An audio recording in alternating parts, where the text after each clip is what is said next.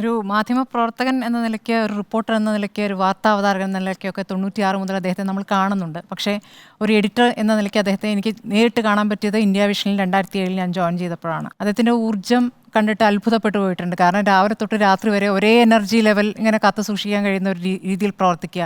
News ഡെസ്കിൽ എന്ന് വെച്ചാൽ ആകെ ബഹളമാണ്. എം വി നികേഷ് കുമാറിൻ്റെ ശബ്ദം ഇങ്ങനെ എല്ലായിടത്തും മുഴങ്ങിക്കേൾക്കും. അദ്ദേഹത്തിൻ്റെ കണ്ണ് പോകാത്തൊരു സ്ഥലം ഉണ്ടാവില്ല. ഒരു ബ്രേക്കിംഗ് ആയാലും ബ്രേക്കിങ്ങിനൊക്കെ അദ്ദേഹത്തിൻ്റെ ശൈലിയുണ്ട്. അതായത് വെർബാറ്റം രീതിയിൽ തന്നെ വാർത്താ സമ്മേളനങ്ങൾ കൊടുക്കുന്ന ഒരു ശൈലി കൊണ്ടുവന്ന അദ്ദേഹമാണ്.